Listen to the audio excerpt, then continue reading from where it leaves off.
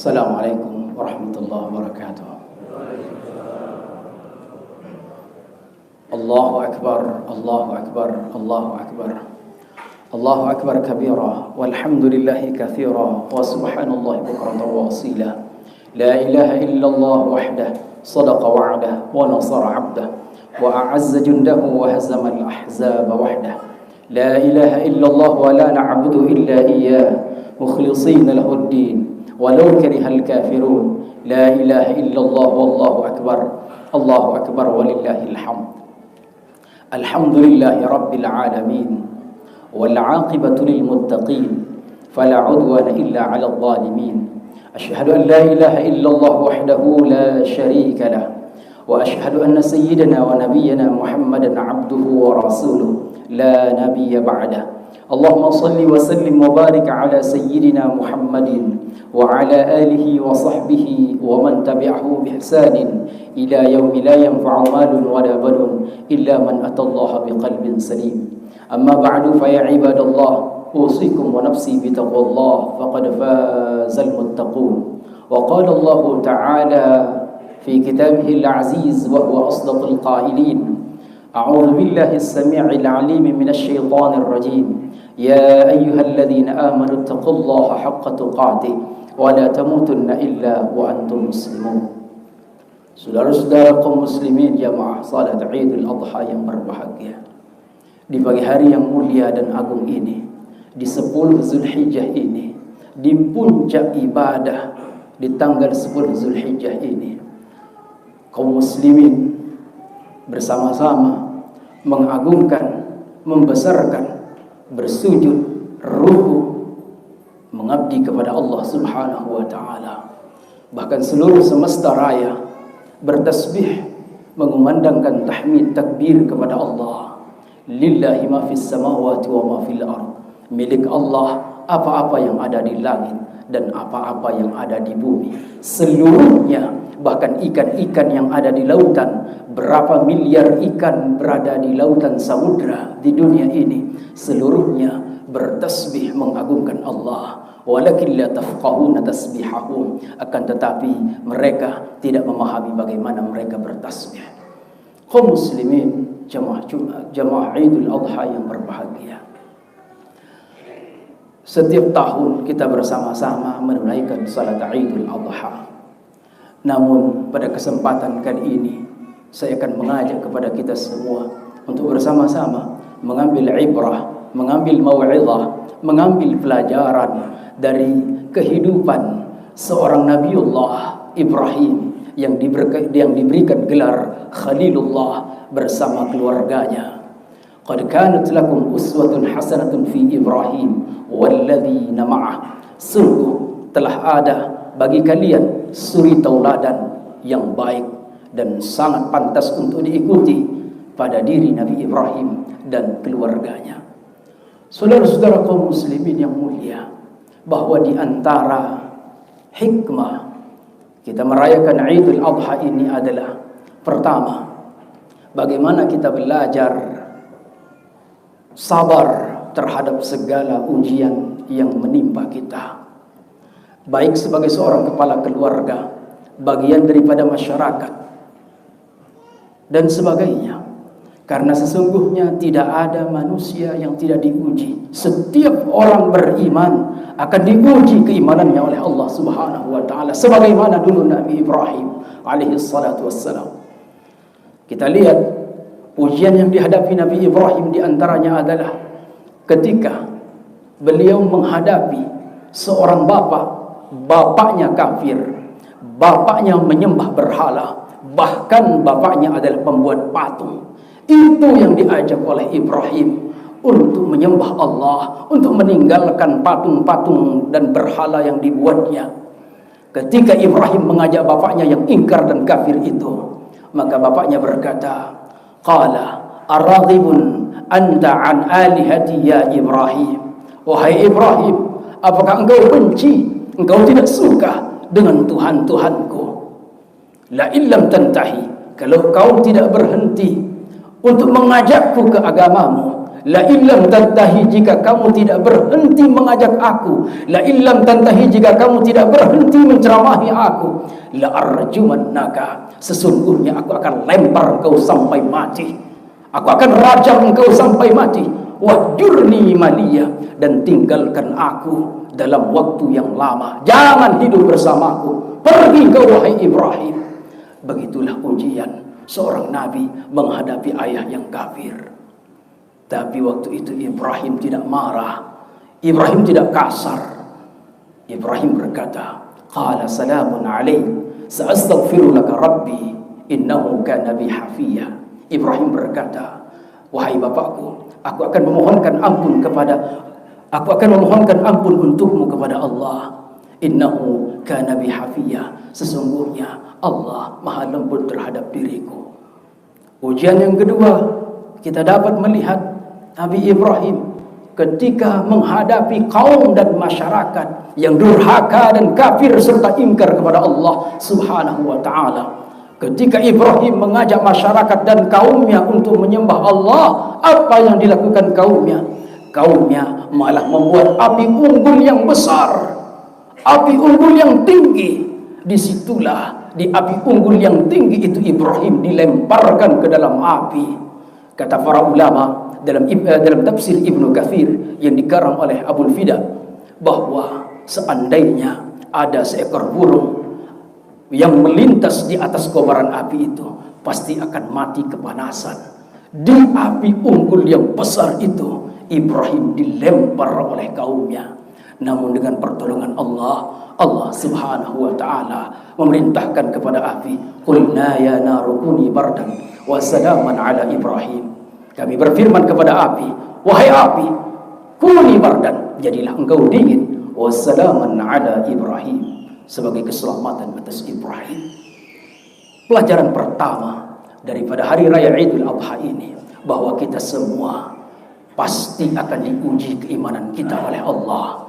Tidak ada seorang mukmin, tidak ada seorang manusia yang mengaku beriman kecuali imannya akan diuji oleh Allah Subhanahu wa ta'ala. Sebagaimana firman Allah dalam Al-Quran surah Al-Ankabut ayat yang kedua, ahasiban nas ayyutraku ayyaqulu amanna wa hum la yuftanun. Apakah mereka manusia menyangka ketika mereka mengatakan amanna, ya Allah kami beriman kepadamu, kami beriman kepada Rasulmu, wa hum la yuftanun, padahal mereka belum mendapatkan ujian. Setiap orang yang mengaku beriman akan diuji keimanannya oleh Allah.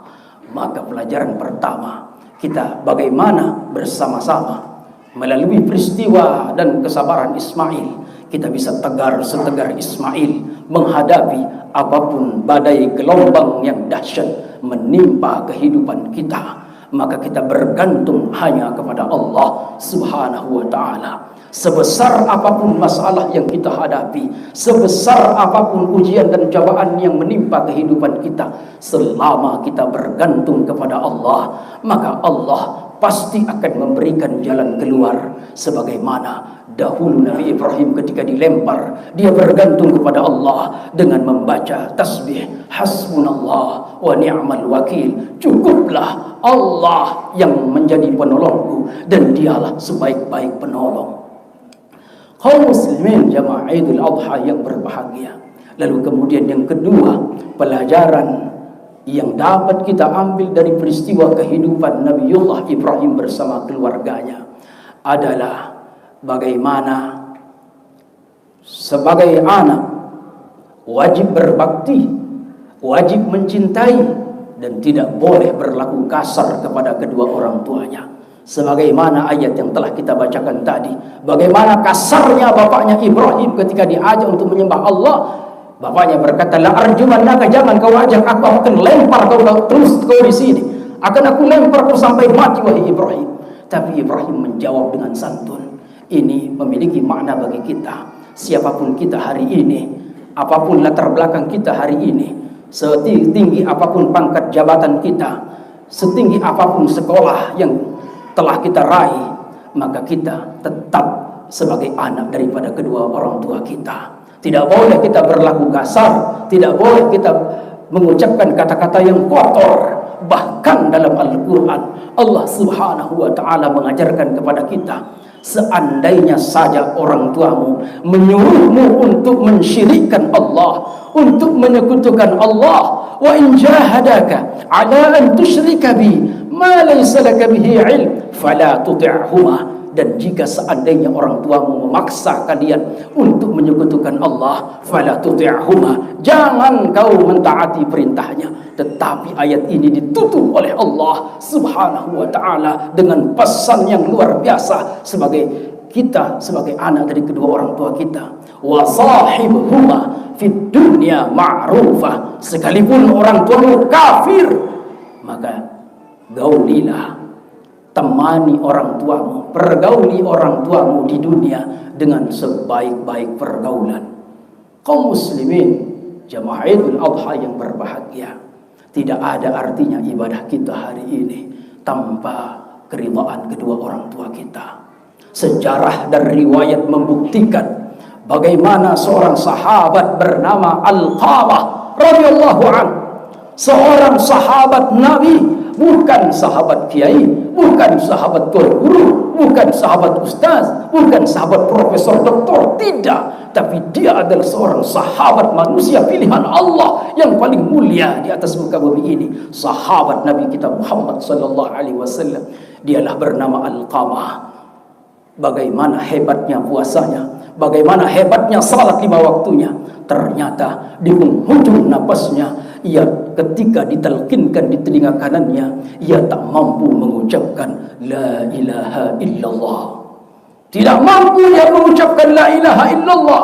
Padahal seorang sahabat, seorang ahli ibadah, ahli puasa, tak mampu dia untuk mengucapkan kalimat la ilaha illallah.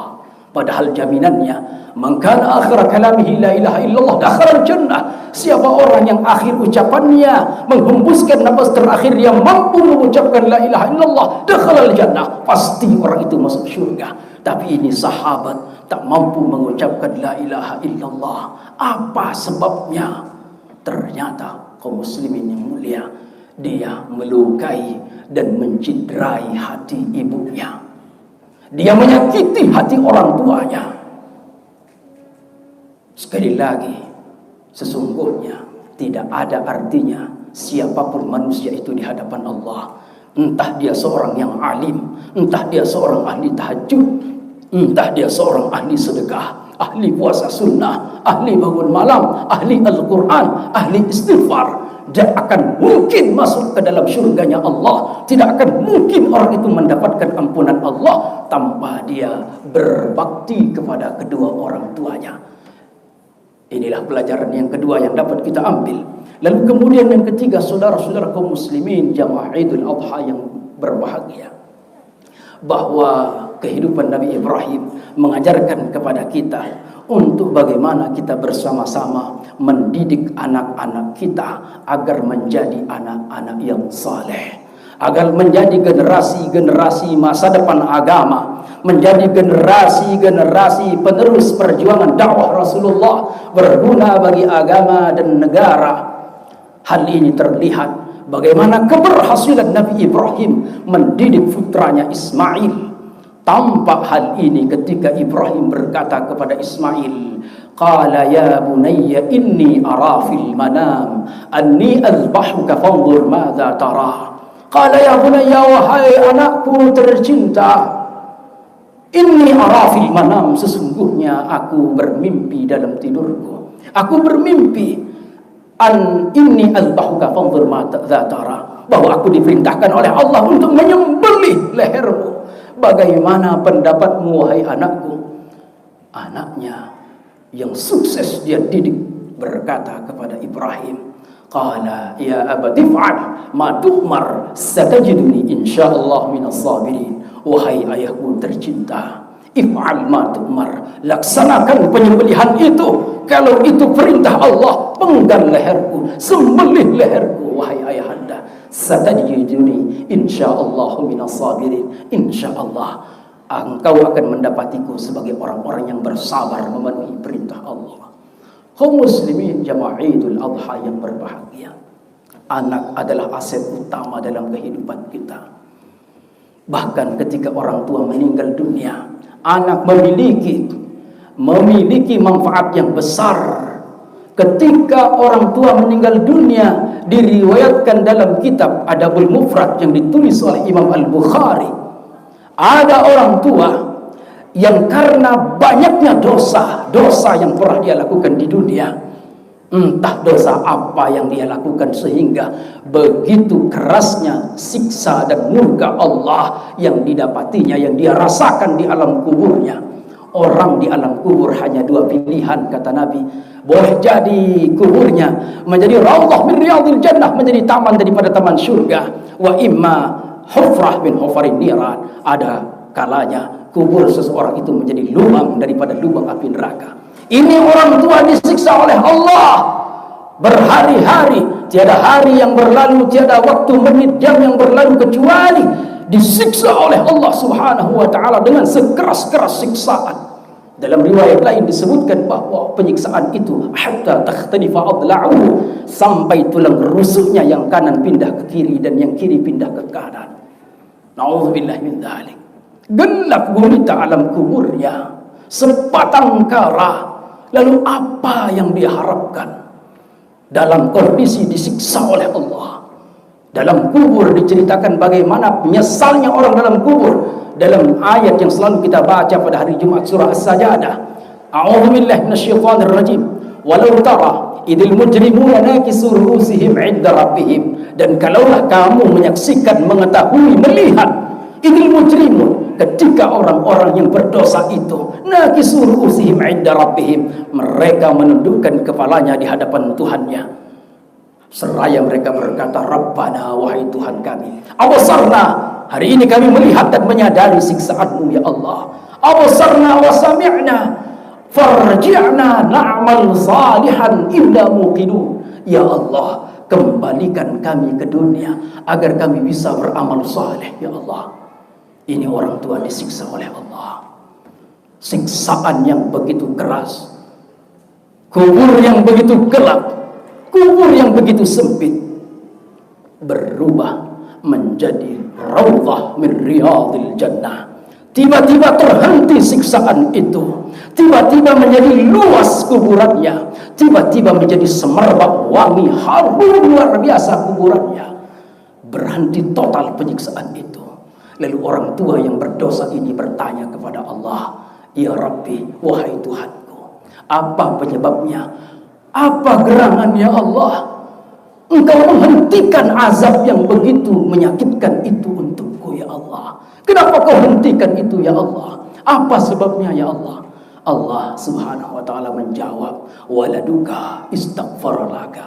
Anakmu yang kau didik, yang kau perhatikan ilmu agamanya, anak yang kau didik dan kau perhatikan ibadahnya, anak yang selalu kau tanya setiap hari, nak kamu sudah salat atau tidak, nak sampai mana bacaan Al-Quranmu, sudah benar atau tidak wudumu, nak jangan sampai kau tinggalkan salat. Anak yang dulu kau lahirkan, kau didik menjadi anak yang saleh, dan dia istaghfaralaka, dialah yang meminta ampun kepadaku supaya aku mengampuni segala dosa-dosa yang pernah kau lakukan di dunia. Masya Allah, kaum muslimin jamaah Idul Adha yang berbahagia. Sekali lagi, pelajaran ketiga dari peristiwa kehidupan Nabi Ibrahim adalah bagaimana kita para orang tua berusaha semaksimal mungkin dengan menguatkan ikhtiar dan doa kita agar anak-anak kita menjadi anak-anak yang saleh. Tidak akan pernah sempurna ikhtiar tanpa doa. Ikhtiar saja dengan berbagai macam metode, tapi tanpa doa itu adalah kesombongan. Seluruh para nabi dan rasul, mereka semua berdoa kepada Allah agar anak-anak mereka menjadi anak-anak yang saleh. Nabi Zakaria diabadikan doanya oleh Allah ketika beliau minta supaya anaknya menjadi anak yang saleh dan berbakti kepadanya. Dalam Al-Quran surah Ali Imran, Rabbana hablana billadunka dzurriyyatan thayyibah innaka sami'ud du'a. Ya Allah, karuniakan kepadaku anak-anak yang saleh. Innaka sami'ud du'a, sesungguhnya engkau maha mendengarkan doa-doa. Nabi Ibrahim berdoa kepada Allah agar anak-anaknya menjadi anak yang saleh. Rabbi habli minas salihin. Ya Allah, karuniakan kepadaku anak-anak yang saleh. Kaum muslimin, jamaah Idul Adha yang berbahagia. Kemudian yang terakhir, pelajaran yang keempat yang dapat kita ambil dari Idul Adha ini adalah bagaimana kita bersama-sama menguatkan tali silaturahim, ukhuwah Islamiyah kita, ukhuwah wataniyah kita, ukhuwah insaniyah kita. Tidak akan pernah masuk surga, kata Nabi, sehebat apapun pula ibadahnya orang itu. Ini menjadi cambuk utama bagi kita semua. Walaupun dia berkurban, tapi ternyata dia memutuskan tali silaturahim, dia ego, dia sombong, tak mau minta maaf padahal dia yang salah, ataupun dia tidak mau memberi maaf kepada orang lain karena kesombongannya. Sehebat apapun ibadahnya, kata Nabi, la yadkhulul jannah, tak akan pernah masuk ke surga. Siapa orang yang tidak akan masuk surga itu, ya Rasulullah? Ternyata mereka adalah qati'ur rahimin, adalah orang-orang yang memutuskan tali silaturahim, orang-orang yang tidak mau menegur sapa dengan saudara, tetangga, sahabat, handai tolatnya. Dalam riwayat disebutkan bahwa tu'radul a'mal, akan dilaporkan amal itu oleh para malaikat kepada Allah Subhanahu wa taala setiap hari Senin dan hari Jumat.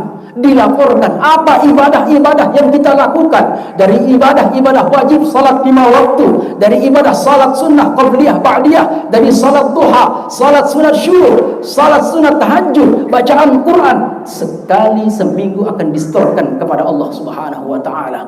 Tapi ada orang-orang yang Allah tidak peduli dengan amal solehnya, padahal dia beramal soleh, padahal dia sujud, padahal dia rukuk, padahal dia istighfar kepada Allah, tapi Allah tidak peduli sama sekali dengan amal kebaikan dan ibadah yang dia lakukan. Siapa mereka itu?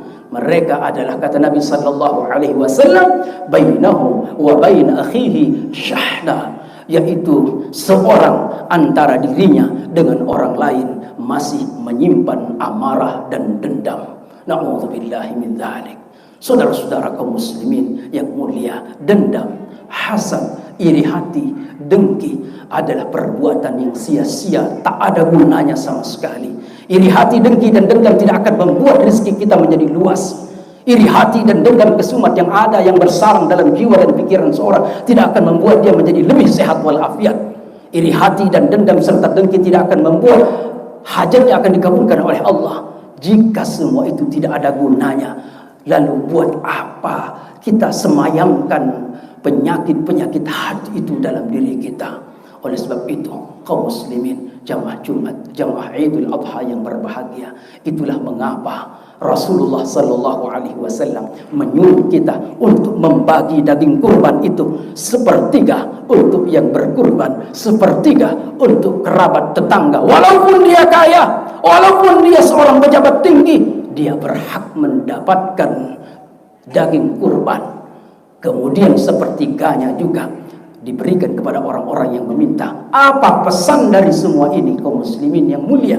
Bahwa kita disuruh dan diperintahkan untuk menjaga tali silaturahim. Dan tali silaturahim itu rahasianya adalah, kata Nabi sallallahu alaihi wasallam, man ahabba an yusqa lahu fi rizqi wa yunfa lahu fi ajri falyasil rahimah.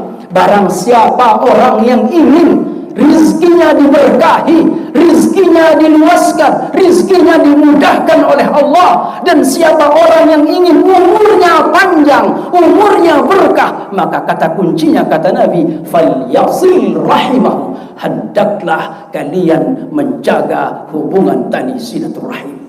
Kaum muslimin yang mulia, mudah-mudahan khutbah singkat ini insyaallah menjadi pelajaran dan mau'izah yang berguna, khususnya buat khatib dan kita semua. Amin ya rabbal alamin. A'udzu billahi minasyaitonir rajim.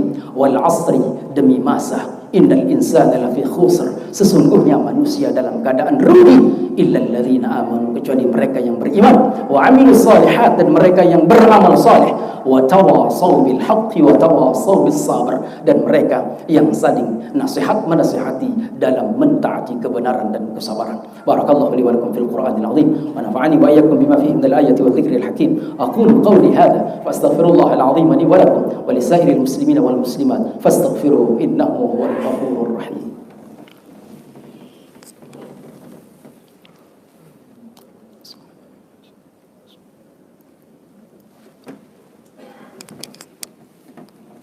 Alhamdulillahi rabbil alamin alladzi bi ni'matihi tatimmus salihat rafi'ud darajat wassalatu wassalamu ala sayyidis sadat ahlis sidqi wal wafa, amma ba'du, fa ya ibadallah usikum wa nafsi bi taqwallah faqad fazal muttaqun. Wa qala Allah ta'ala ya ayyuhalladzina amanu taqullaha haqqa tuqatih wa la tamutunna illa wa antum muslimun. Wa qala Allah ta'ala mukhbiran wa amira innallaha wa malaikatahu yusalluna 'alan nabi ya ayyuhalladzina amanu sallu 'alaihi wa sallimu taslima kama sallaita 'ala Ibrahim wa 'ala ali Ibrahim wa barik 'ala Muhammad wa 'ala ali Muhammad kama barakta 'ala Ibrahim fil 'alamin innaka Hamidum Majid. Allahumma ighfir lil mu'minina wal mu'minat wal muslimina wal muslimat al ahya'i minhum wal amwat innaka sami'un qaribun mujibud da'wat wa ya qadhiyal hajat. Ya Allah, ya Rahman, ya Rahim, di masjid kami yang kami cintai ini ya Allah, di rumahmu yang agung ini ya Allah, di bulan yang kau berkahi ini ya Allah, di 10 hari Zulhijjah ini ya Allah, kami mohon kepadamu ya Allah dengan segala kerendahan hati kami ya Allah, ampunilah segala dosa-dosa dan maksiat yang pernah kami lakukan. Ya Allah, ampuni segala dosa-dosa dan maksiat yang pernah kami kerjakan. Ampuni ya Allah dosa-dosa kedua orang tua kami, dosa ibu bapak kami ya Allah, baik mereka yang masih hidup ataupun yang sudah meninggal dunia. Ya Allah, jika di antara kami orang tua ibu bapaknya masih hidup, maka kami mohon kepadamu, panjangkan umur mereka agar kami bisa membahagiakan mereka. Panjangkan umur mereka agar kami bisa berbakti kepada mereka ya Allah. Ya Allah, ya Rahman, ya Rahim, jika orang tua kami meninggal dunia, maka kami mohon kepadamu ya Allah, hari ini kami menengadahkan tangan dengan segala kerendahan hati ya Allah. Ya Allah, bebaskan orang tua kami dari segala azabmu ya Allah. Ya Allah, bebaskan segala orang tua kami dari segala siksamu ya Allah. Ya Allah, jadikan kubur mereka menjadi taman daripada taman syurgamu ya Allah. Ya Allah, terangi kubur mereka ya Allah. Angkat derajat kubur orang tua kami ya Allah. Ya Allah, ya Arhamar Rahimin, jadikan hati kami, bersihkan hati kami ya Allah dari sifat-sifat yang buruk ya Allah. Ya Allah, terangi hati kami ya Allah dengan cahaya iman dan Islam. Dengan itu semua Engkau memberikan kami kekuatan untuk dapat melangkah dan istiqamah berada dalam keridhaan-Mu. Ya Allah, ya Rahman, ya Rahim, kami semua yang hadir ini ya Allah memohon kepadamu ya Allah, berikan kami rizki di penghujung hayat kami, dimanapun kami menemui kematian dan ajal kami ya Allah. Kami mohon ya Allah, berikan kami rezeki agar kami mampu mengucapkan la ilaha illallah. Ya Allah, berikan kami rezeki agar kami mampu mengucapkan la ilaha illallah. Golongkan kami ya Allah kepada hamba-hambamu yang Engkau ridhai, kepada hamba-hambamu yang Engkau katakan kepada mereka, ya ayyatuhan nafsul mutmainnah irji'i ila rabbiki radiyatan mardiyah fadkhuli fi ibadi wadkhuli jannati. Rabbana ighfir lana wa liwalidayna wal mu'minina yawma yaqumul hisab.